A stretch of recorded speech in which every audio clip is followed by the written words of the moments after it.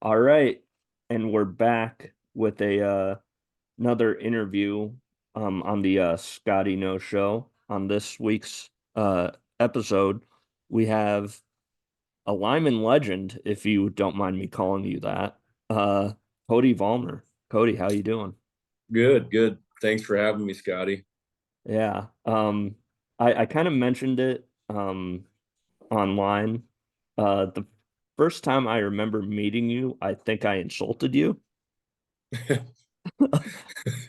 I don't know that I remember it, but I think was that maybe in the gas station in Presho? No, it was at the there was like a Lyman basketball camp, Okay, and you you were showing all of us that you could dunk, and I'm like, okay, but can you tear the basket off of the, like, can you tear the rim down like sure, Shaq can? And you're sure. like, I don't think I can do that. I'm like, you'd be a lot cooler if you could. Well, if I was in Shaq's company, that'd be all right, but I don't know if I can quite elevate myself to that level. Yeah. Um, so the reason I had you on is you're coaching the Lyman girls basketball team right now. Yep, And as we're recording this, you guys are 10-0. yep, yep. Um, what's made the team successful so far? Um, I feel like it's a accumulation of things. The girls are very vested. We have, several girls that spend a lot of summertime and off-season time becoming better basketball players. And then our culture, we've tried to change our culture here at Lyman to where uh, all the girls feel like they have a vested interest in our wins and our losses, whether that's from the bench or on the floor, and embracing and enjoying everyone's successes, whether, like I said, whether they're on the floor or they're on the bench. Um, if you are vested as your with your teammates and their successes, they become your own successes also. So And you've kind of been coaching these girls kind of, when they were like little kids, weren't you? Skylar's class I coached as, we started them in third grade playing basketball, going to tournaments, your local kind of AAU tournaments, so if you call them that. But yeah, we started doing that when they were in third grade, and I did that with that group up till about sixth grade. And then when they got into middle school, I kind of stepped back and let the middle school program take over their development outside of my own daughter's development. I let them take over their development. And then a couple of years ago, or end of the year, 2 years ago, I got the opportunity to become the coach the last 3 or 4 games of the year. So I did that. And then I guess I've just stuck with it since then. So You brought it up. You get to coach your daughter, which is kind of yeah, a neat little thing. What's it like coaching her? Skylar's a very unique individual in the fact that she doesn't care about personal stats or personal accolades. She just wants to win. And to have a leader like that on your team makes it very easy for you to coach her because she's not, it's always about the team first and her own personal contributions to that win second. So when you have a leader like that, it makes everything move easier. And as a dad, it makes me very proud. And I like to call, Skylar and Max Scott like a great 1-2 punch, but Yes, there's more people on the team than that. sure, sure. But Mac, what does she do well? Mac is a 6'1" girl that has athleticism of a 5'7", 8", girl. She is so gifted athletically that it it's probably a very unique situation at a small school like we're at, that we probably have the two best girls basketball players that's ever played at Lyman. And you're talking about a lot of good players that we've had here over the years. Callie Gilman, Michelle Cox, them are a few that I can think of off the top of my head to name.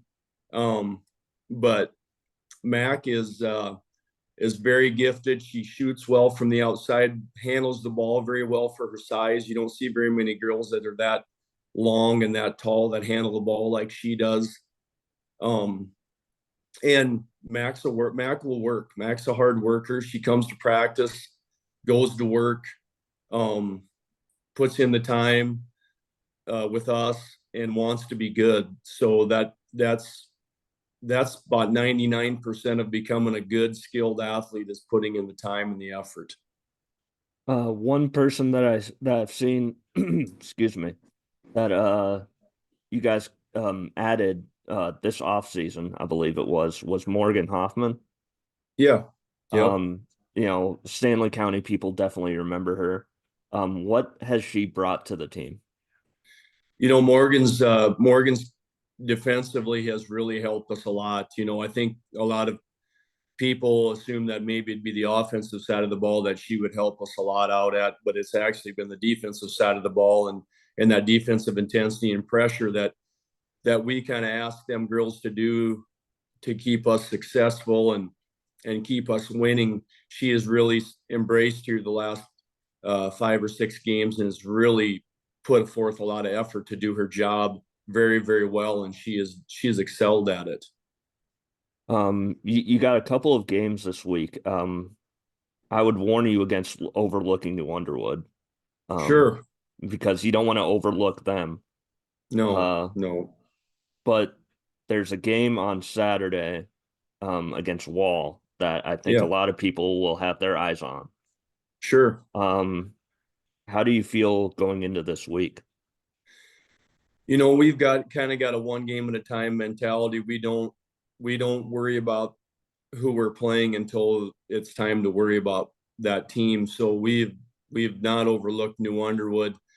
Um, Obviously, their record does not indicate that they're a great team, but just as you've said, um, we seem to have a knack for getting the best out of the opposing team as far as what they're willing to how they're willing to play against us, and you kind of get them targets on your back when you're a top 5 rated team in the state of South Dakota in Class B. Um, so we've definitely learned to not overlook teams, because when you do that, you can make a team that probably has had little success feel like they can have some against you, and maybe their state championship is to beat you. They know that they can't string together several great games to get to the point where they can win a state championship or get to a state tournament, but they can beat you, and that becomes their state championship game. I know that, obviously you're coaching the girls team, but on the boys side, uh, Dawson's your son, right? Yes, correct. Yep. Yep. Um, he's hit a couple of crazy shots this year. Um, Yeah. Yep. a He's couple of he's buzzer a really nice beaters. player. Yeah, he's a really nice player. He again another kid that puts a lot of time in the gym in the off season, wants to be good. Um, Physically, he's developing into a pretty big guy. He's 6'2", but he's got a lot of room left to grow, and probably going to be, I don't know if he'll get my height, but he's going to be pretty close. Athletically, is pretty close to where I was at his age. But one thing he does do way better than me is shoot the ball. He's a way better shooter than I ever was. Um, we'll get into your high school playing career a little bit, but if you had to compare yourself for those that may not have ever gotten to see you play, who would you compare yourself like an NBA wise?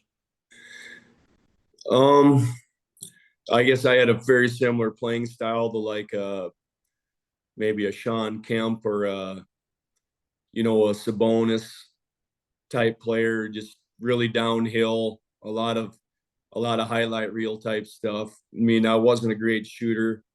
Wasn't a great ball handler, but if I had a lane and I had one dribble, I could get to the rim and I could do some pretty neat stuff. So that would make Lonnie your Gary Payton, huh?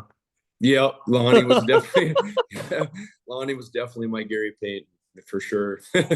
Um, we'll talk about him very briefly. But we'll inflate his ego a little bit here. We should do that. Um, obviously he's a successful businessman himself now with Mhm. all these Dairy Queens. Yep. Um, what skills on the court do you think he exhibited on the court that he's taken with him into his business life? Well, Lonnie was an excellent passer and facilitator of our offense when he was with us at Lyman, and obviously he has become an excellent facilitator of the people around him as far as his employees and in managing five maybe different locations. I think is what Lonnie owns, the Dairy Queens, managing five different locations and managing the management staff at those and the support staff.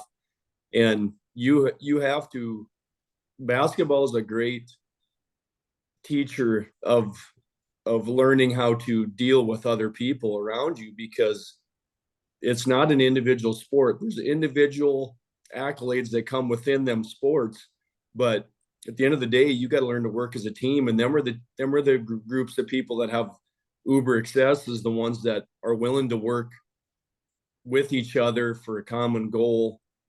And I think Lonnie has definitely portrayed that within his business life of I have learned how to work with people and mesh with people of all different probably varieties and walks of life and and help hopefully propel them into a level of comfort within his system where they enjoy coming to work every day. And that's just like being a part of a great basketball team. You need to enjoy coming to practice every day and enjoy going to games and playing with each other. Because if you do that, your success is going to be a lot higher.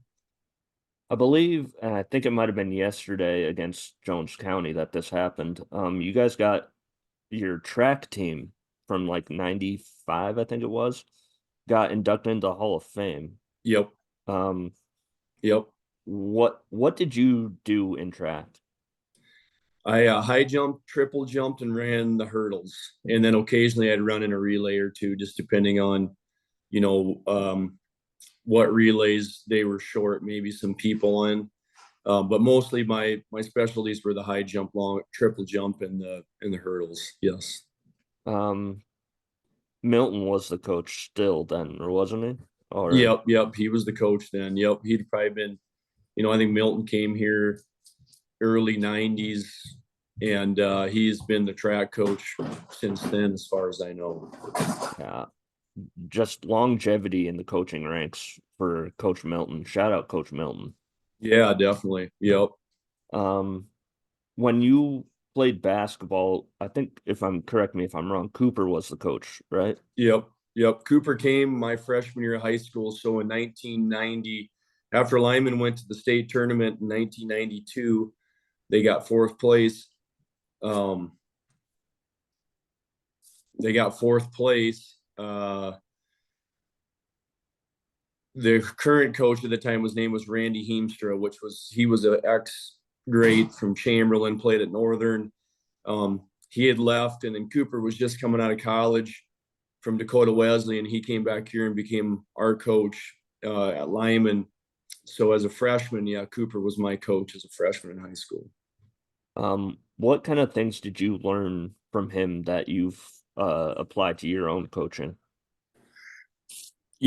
Probably the intensity. Cooper was always very intense, and he didn't ask more of you than you could give him, but he asked you to give all that you could give him.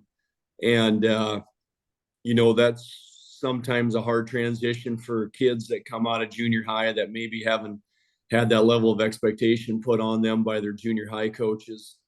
So one thing Cooper has portrayed to me throughout his coaching career, his life, is keep moving forward and work as hard as you can while you're doing it. So I appreciate that about, what Cooper taught me in regards to how you conduct yourself as a player and as a human being. So Um, uh, I read um kind of in your kind of SDSU South Dakota State biography or whatever. Um, that did you play football? nope, I ran track. I played football in high school. Yeah, Yeah, yeah. played football in high What school. Yep. what did you what were you a wide receiver, I was a quarterback? tight end and defensive end. Okay. Um, but then at South Dakota State you played for one of my favorite people, Coach Nagy. Yep. What was that like? Coach Nagy was very similar to Cooper in his approach to the game, where it was work your tail off and be the best. Give 100% and kind of let the chips fall where they may. Coach Nagy was a very, how do I want to put it? He was very technical. Like you would absolutely prepare for every situation that you could have come up during the course of a basketball game, and he would you were just ultra prepared for every situation. We did a lot of what they called situational basketball. So we would spend about a half hour a day in practice putting different scenarios on the clock, down by 5 points, 2 minutes to go. How are you going to win the game? Up by 10 points. How you going to conduct yourself to keep yourself in a position to not lose the game? We did that for anywhere from 20 to 30 minutes every practice. So we never went into a game where we couldn't handle the scenario or the situation. It was just, and again, the intensity was just out of this world. Like there was a lot of fights that went on in his practice between players because that's how intense the practices were. And Wow. he did not want you to fight, but he maybe didn't just de-escalate the situation all the time that rapidly, because if you have that level of competition in your practices, imagine how good you're going to be when you're playing in the games. Yeah. Um, but I didn't want to bring any attention. Did I just get a tour of your house accidentally Oh there? yeah, kind of. Yeah, I had to go get a charger. I was about ready to lose power, so I had to get a charger. So yeah, you did get a little tour. Um, one thing I noticed looking at that is particularly the 99 2000 roster, um, is there's a lot of coaching talent on that roster if you include yourself. Brian Norberg, I think, was on that roster, was he not? Yep, yep, And yep, Chris Stabner as well. yep, yep. Um, Michael how, Schott. Michael Schott might have been on that roster, and he's assistant at Mankato State now. really? Oh my Yep. gosh. Yeah, I mean, what was it about that team that made, you know, not just great players, but great coaches? Again, I think our upbringing with Coach Nagy and Coach Morgenthaler was just to be prepared for every little scenario that could come up in the course of a game, and anything as small as a timely timeout. When to take a timeout at the right time to maybe de-escalate um, something that you have going on that maybe needs to be remedied, or to maybe squash a potential run that the other team is making. I just feel like Coach Nagy had us so well prepared, and Coach Morgenthaler had us so well prepared that you learn them tools, and they just don't leave you. You just remember them tools your whole life. So it makes coaching and situational basketball a lot easier for the people that do want to be coaches. Austin Hanson mate was on that squad too, and Oh, Austin that's right. Hanson's you know, there's another one. So And many I'm coaches. probably the worst coach of all of them. So that's Um, I did warn you that I would ask you a couple of cattle questions. Yeah, Um, so obviously I grew up on a farm a little bit, but sure, I would consider myself a city kid through and through. sure. Um, but what makes a good cow? That's all relative to what you're trying to accomplish with her. But you ask, everybody will have a different probably opinion of that. Some guys like big cows, some guys like small cows. But I guess what makes a great cow is one that produces the best steak. So uh, that's all relative to who's raising it and how they're going to raise it. So What's the best cut of beef? for me, I really like a ribeye. A ribeye steak is probably the one that I would, you know, gravitate towards if I was going to eat one or buy one. That's probably what I'd gravitate towards. I mean, if you like a leaner cut, sirloin is a good cut, but that's definitely going to be a little leaner than what your ribeye is. Your ribeye is probably going to possess the most flavor of any, or the most buttery flavor of any of the cuts that are on an animal. Do you still give like some beef to the school? Yeah, we got that pasture to plate program down here, and we definitely, I give, depending on the need or the necessity, usually 1 to 2 beeves a year to the school for that program. Um, what's the markets looking like? The markets are really good. We've the calf market or the feeder cattle market has really, in the last 24 months, has taken a huge leap. We probably went from most of our producers being close to break even levels on, selling cows off the cow, to now they're probably in that 200 to $300 head profitability range. So it's been really good for them guys, which they needed it. It was pretty stale there for a few years where they probably wasn't as successful as what they are right now. And hopefully it continues for them. We have a depleting cow herd numbers. Our cow herd's at the lowest it's been in the last 50 years, and that doesn't look to change. So we should be able to embrace or enjoy good cattle markets for the next 4 or 5 years, I think.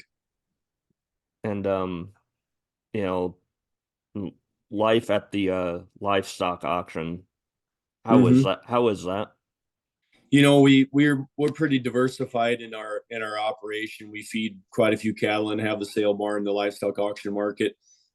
We just get to sell cattle for some really good people, and just like life or basketball, it's kind of who you put around you and the people you got around you that make your life successful or worth living. And we just have some really good people that are around us there at the sale barn and in our feeding operations. So All right. Well, I'll let you get back to whatever you were doing previously.